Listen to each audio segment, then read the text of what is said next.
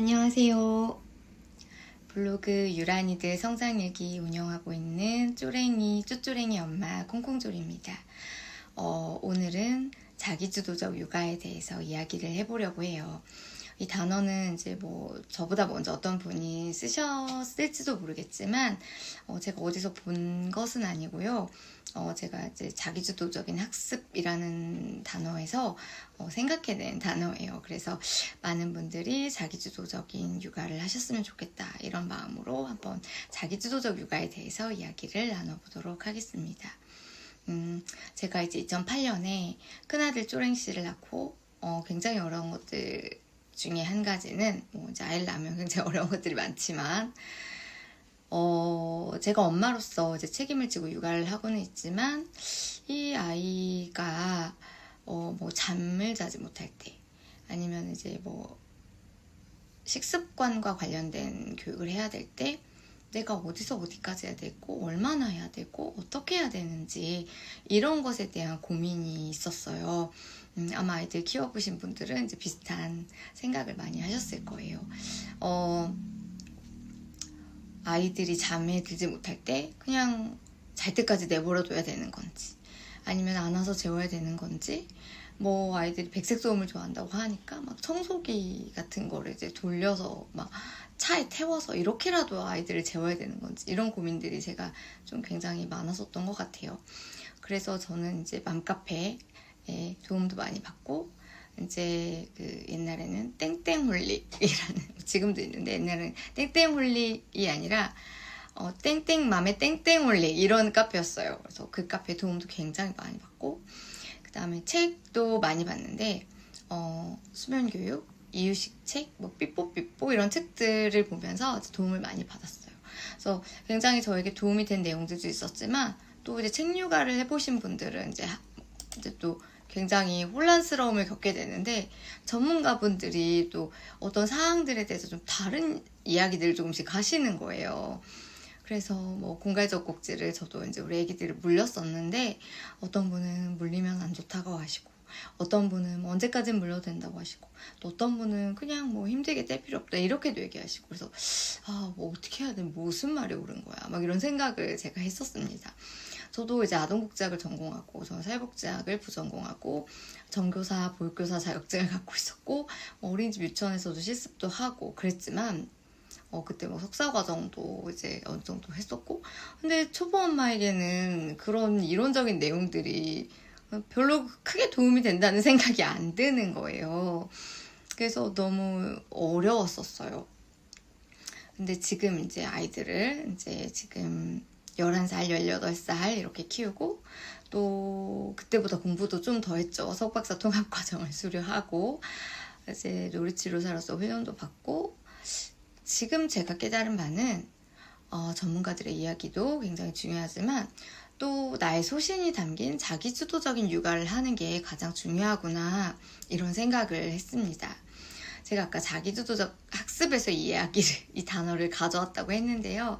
이제 수험생 자녀를 두신 어머님들은 우리 아이들이 참 자기주도적 학습을 했으면 좋겠다, 이런 생각을 많이 하실 거예요. 그런데 자기주도적 학습이야말로 하루아침에 이루어지는 게 아니거든요. 이렇게 자기주도적인 학습이 어려운 것처럼 자기주도적인 육아도 쉬운 것은 아니에요. 그냥 하루아침에 내가 그냥 이렇게 하면 될 것 같아 해서 되는 것이 자기주도적인 육아는, 그거는 그냥 내 맘대로 육아지 자기주도적인 육아는 아니라고 생각을 합니다. 제가 생각할 때 자기주도적인 학습을 하기 위해서는 이제 몇 가지 조건이 필요한데요. 우선 아이가 공부에 대한 관심과 욕심이 있어야 될 것 같아요. 그리고 엉덩이 힘도 중요하고요. 또 노력과 끈기도 있어야 할 것 같습니다. 그리고 이제 재능이 있다면 정말 도움이 되겠지만, 재능이 크게 있는 경우가 아니라면 또 전문가의 도움도 필요할 것 같아요.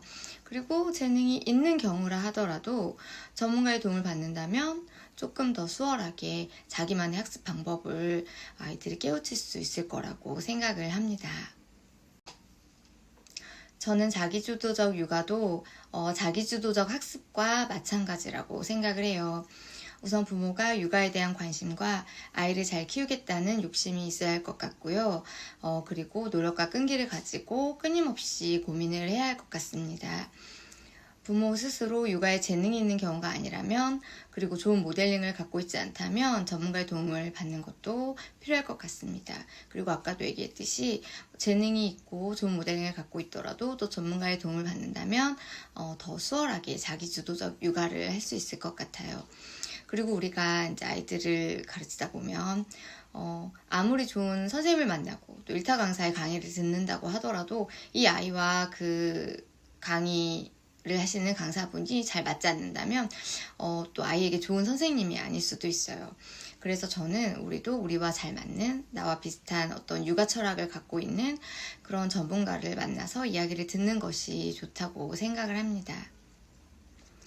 그리고 사실 가장 중요한 것은 자기주도적 육아라는 것은 다른 사람의 말을 따라서 그냥 그대로 아이를 키우는 것이 아니라 나의 소신을 가지고 아이를 키운다는 것을 의미하기 때문에 이런 것들을 통합할 수 있는 그런 시각을 가지고 있어야 할 것 같아요. 저 역시 이제 이런 저의 소신을 담은 육아 방법을 찾아낸 것은 얼마 안 된 것 같고요.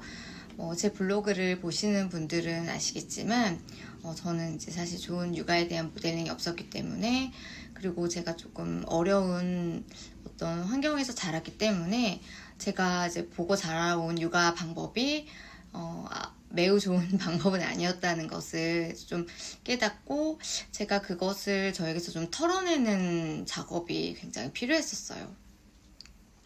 그래서 저는 이제 자기 분석도 3년 정도 받았어요.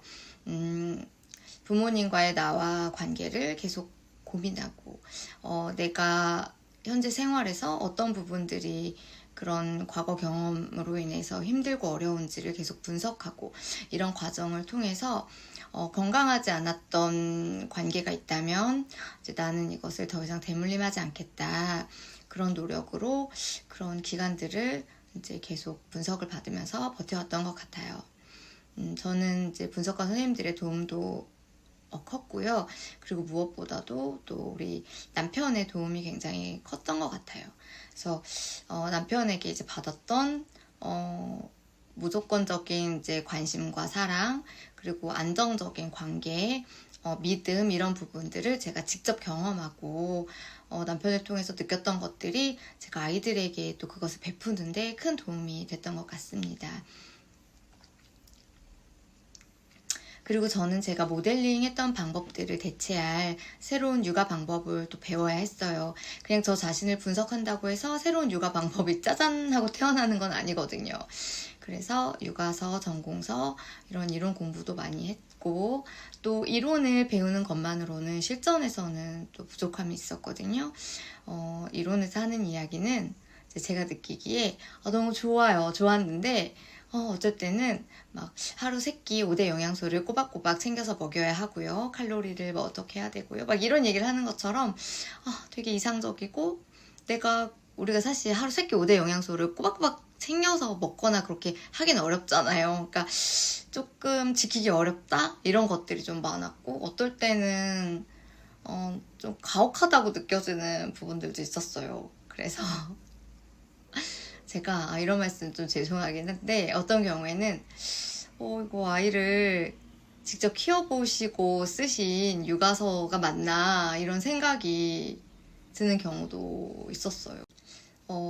그리고 이제 이런 말씀도 제가 죄송한데, 어떤 강의는 제가 이제 듣다 보면 아이를 잘 키운 성공담을 얘기하시는 게 아니라 실패담을 얘기하시면서 이렇게 하지 말아라, 이런 얘기를 하시더라고요. 그래서 제가 거기서 오는 어떤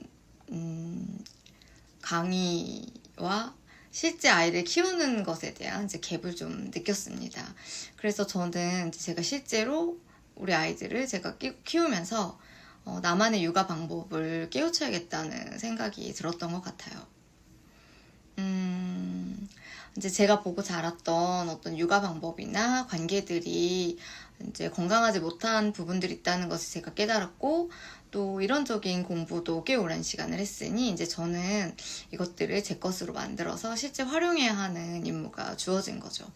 그래서 이 임무를 수행하기 위해서 저는 이제 또 실전에 강하신 아이들을 잘 키워내신 선배 엄마들에게서 그 해답을 찾기 위해 노력을 했습니다. 그래서 저는 이제 많은 부모님들이 육아에 대한 조언을 들을 때 전문가들의 이야기, 그리고 아이들을 잘 키워내신 선배 부모님들의 조언, 이런 것들을 조금 골고루 들어보셨으면 좋겠다는 생각을 했어요. 그래서 실패담을 듣는 것도 도움이 되겠지만, 제가 생각할 때는 이제 방향성을 찾기 위해서는 실패담을 많이 듣는 것보다 성공담을 많이 듣는 것이 조금 더 혼란을 줄이고 그 방향으로 가기 위해서 더 도움이 된다고 생각이 들었었어요. 저는 육아의 기준을 찾는 것이 인생의 기준을 찾는 것과도 같다고 생각을 해요. 육아를 한다는 것이 저는 우리가 세상을 살아가는 방법과 다르지 않다고 생각하는데요. 아이를 존경하고 존중하는 마음으로 대하고 아이들에게 최선을 다하고 아이들과 항상 조율해서 문제를 해결하는 것이 우리가 사회생활을 하는 것과 같다고 생각을 하기 때문이에요. 그렇기 때문에 또 부모-자녀 관계가 모든 사회생활의 기본이 된다고 하는 것 같아요. 그래서 저는 이제 자기 분석, 슈퍼비전, 이론 공부, 전문가들의 강의, 선배 엄마들의 조언과 더불어서 좀 책을 많이 읽기 위해서 노력을 했었어요. 당시에 이제 육아서도 많이 읽었고, 저는 이제 아이들을 키우면서 또 제가 대학원 과정을 하면서 육아 관련 그런 프로그램도 굉장히 많이 봤어요. 뭐 EBS 부모라던가 우리 아이가 달라졌어요. 뭐 금쪽이 이런 프로그램을 한 2, 3년치를 그냥 한 해도 빠짐없이 다 봤던 것 같아요. 그리고 이제 제가 독서 스터디를 하면서 자기계발서도 열심히 읽으려고 했고, 이제 고전을 조금 열심히 읽으려고 했었어요. 제가 막 다독을 하는 사람은 아니어가지고 이제 독서 얘기를 하면 좀 부끄럽긴 한데, 그래도 계속 꾸준히 한 달에 한두 권 정도는 책을 읽기 위해서 계속 노력을 하고 지금도 하고 있습니다.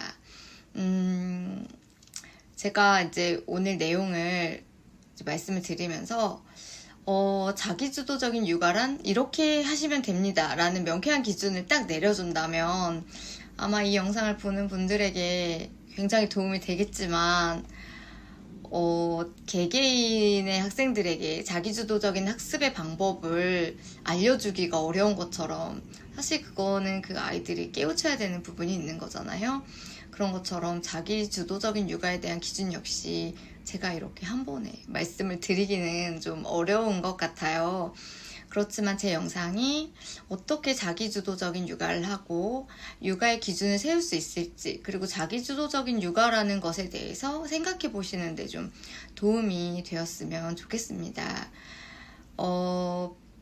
그리고 이제 앞으로 계속 이제 제가 이제 업데이트할 영상들이나 제 블로그를 좀 보시면서 이 사람은 아이를 어떻게 키워가고 있었구나, 이런 것들에 대해서 자기만의 생각을 좀 발전시켜 보셨으면 하는 바람이 있습니다. 오늘도 자기만의 소신을 가지고 현명한 육아를 하기 위해 노력하는 모든 부모님을 응원하고요. 그 고민과 노력의 끝에 꼭 좋은 결과가 있으실 거라고 말씀드리고 싶습니다. 오늘 영상 이렇게 마무리하도록 할게요. 오늘도 끝까지 함께 해주셔서 감사합니다.